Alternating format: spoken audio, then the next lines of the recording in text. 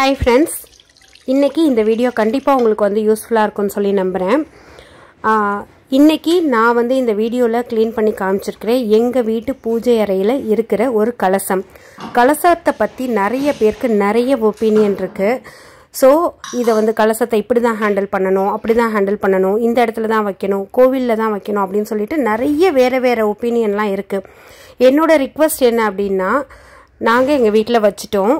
கோவில்ல எப்படி கலசத்து மேல வந்து எப்போதுமே வெயில் பட்டுட்டே இருக்குமோ அதே மாதிரி எங்க வீட்டோட ஹை ரூஃப்லயும் எங்களோட ரூம் ஸ்பேஸ் எல்லாம் நாங்க வந்து சாக்ரிஃபைஸ் பண்ணி ஒரு பெரிய ஒரு ஓபன் கொடுத்து அதுல வந்து லைட்டிங் வந்து எப்போதுமே இருக்கிற மாதிரி தான் செட் பண்ணி வச்சிருக்கோம். இன்னொன்னு இத பத்தி உங்களுக்கு வேற ஏதாவது ஒபினியன் இருந்ததுன்னா ப்ளீஸ் ஷேர் பண்ண வேண்டாம். ஏன்னா இத வச்சதுலேருந்து நாங்க ரொம்ப ஹாப்பியா தான் ஃபீல் பண்றோம். ரொம்ப ஒரு நல்ல வைப்ல தான் இருக்கு. சோ அதனால நல்ல விஷயங்கள் இருக்கு அப்படினா மட்டும் கண்டிப்பா ஷேர் பண்ணுங்க. வேற ஏதாவது ஒபினியன் அந்த மாற்று கருத்து இதெல்லாம் இருந்ததுன்னா தயவு செஞ்சு இந்த வீடியோல ஷேர் பண்ண வேண்டாம். ஏன்னா எங்க வீட்டையே நாங்க வந்து ஒரு கோவில் மாதிரி தான் நினைக்கிறோம். நாங்க வீடு கட்டணும் அப்படின்னு சொல்லி ஸ்டார்ட் பண்ணதுக்கு முன்னாடியே இந்த மாதிரி வீட்டில் வந்து ஒரு ஹை ரூஃப் வைக்கணும், ப்ளஸ் வந்து கலசம் வைக்கணும், அதுவும் காப்பரில் வந்து வைக்கணும். இது வந்து நாச்சார் கோவில்லேருந்து வாங்கிட்டு வந்து அந்த கோவிலுக்கெல்லாம் செஞ்சு கொடுப்பாங்கல்ல அவங்க கிட்ட வாங்கி வச்சது. ஸோ அது வச்சதுலேருந்து நல்ல சைனாகவே இருக்குது.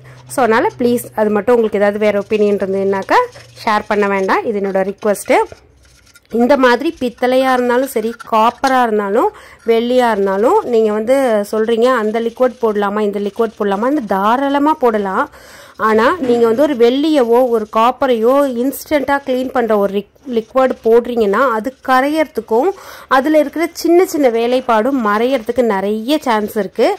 ஆனால் அதுக்கு அதை போடவே கூடாதா அப்படின்னு நான் வந்து சொல்லலை.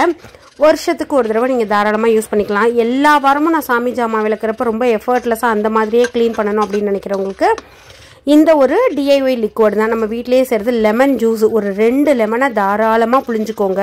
நம்ம வீட்டில் இருக்கிற விம் லிக்விட் இருக்கும்ல அதை வந்து ஒரு பாத்திரத்தில் சேர்த்து நீங்கள் வந்து சில்வரும் பித்தளையும் விளக்க போகிறீங்க அப்படின்னா தாராளமாக வினிகர் சேர்த்துக்கலாம். நான் வந்து காப்பர் கலசம் அப்படிங்கிறதுனால வினிகரை வந்து அவாய்ட் பண்ணிக்கிட்டேன். லெமன் சால்ட் அப்படின்னு சொல்லியிருக்கு, அதை கூட நீங்கள் வந்து சேர்த்துக்கலாம். சேர்த்துட்டு இந்த லிக்விட்லேயே கலந்து நீங்கள் வந்து விளக்குறீங்கன்னா பித்தளையாக இருந்தாலும் வெள்ளியாக இருந்தாலும் அந்த மாதிரி காப்பராக இருந்தாலும் நல்லா க்ளீன் பண்ணிடும். ஸோ அந்த ஃபஸ்ட்டு நான் காமிச்சிருந்தேன்ல கலசம், அதுக்குள்ளே வித்தியாசம் வந்து தெரியும். கலசம்லாம் எவ்ரி இயர்லாம் வந்து எவ்ரி வீக்கெல்லாம் வந்து வாஷ் பண்ணுறது கிடையாது. இது வந்து கிட்டத்தட்ட பார்த்தீங்கன்னாக்கா வச்சு ஒரு வருஷம் கிட்ட இருக்கும். இப்போ தான் வந்து எடுத்து க்ளீன் பண்ணுறோம். நான் ஒரு டைம் வச்சுருக்கேன் எவ்ரி பொங்கல் இந்த மாதிரி வந்து க்ளீன் பண்ணிக்கலாம் அப்படின்னு சொல்லிட்டு. அதே மாதிரி பித்தளை பாத்திரத்தையும் பார்த்தீங்கன்னா நான் உங்களுக்கு ஃபாஸ்ட் ஃபார்வர்ட் பண்ணியிருக்கேன். எல்லாருக்குமே இருக்கிற ப்ராப்ளம் வந்து பித்தளை பாத்திரத்தை ரொம்ப அழுத்தி தேய்க்கணும் அப்படிங்கிறது மட்டும்தான். இப்போ என்ன மாதிரி கை சரியில்லாதவங்களுக்கும் அதுதான் பெரிய பிரச்சனையாக இருக்கும். அதுக்கு இந்த லிக்விடில் நம்ம எந்த பாத்திரத்தை வந்து க்ளீன் பண்ணணுமோ அதை வந்து போட்டுட்டு சபீனா அப்படின்னு ஒரு பொருள் இருக்குது. நிறைய பேருக்கு சபீனா பற்றி தெரியல. நான் வேணால் லிங்க் கிடச்சிதுன்னா கொடுக்குறேன். இது வந்து ஒரு வாஷ் பவுடர், ஜாமான் விளக்குற ஒரு பவுடர் ஃபார்மில் இருக்கும். லைட்டான ஒரு கொரப்பில் வந்து இருக்கும். உங்களுக்கு பிக்சர் கிடச்சிதுன்னா நான் ஸ்க்ரீன்லேயுமே ஷேர் பண்ணுறேன். ஸோ அதோட ஸ்பெல்லிங்லாம் சில பேர் கேட்குறீங்க, அதனால் அதை வந்து போட்டு லாஸ்ட்டாக நம்ம பாத்திரம் விளக்கிறதுக்கு எந்த அளவுக்கு ஒரு எஃபர்ட் கொடுப்போம் அந்த எஃபர்ட் வந்து கொடுத்தோம்னாலே போதும். நல்ல பளிச்சுன்னு 3மே ஆகிடும். வெள்ளி அதே மாதிரி இந்த பித்தளை ப்ளஸ் இந்த காப்பர் எல்லாமே ஆகிடும்.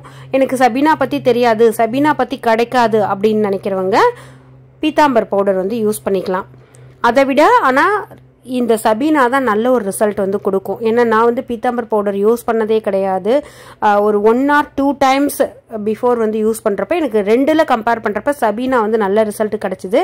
இது விலையுமே வந்து பார்த்திங்கன்னா 25-30 rupees அந்த மாதிரி தான் இருக்கும். ஸோ பித்தளை கூட பாருங்கள் எந்த அளவுக்கு க்ளீன் ஆகிருக்குன்னு.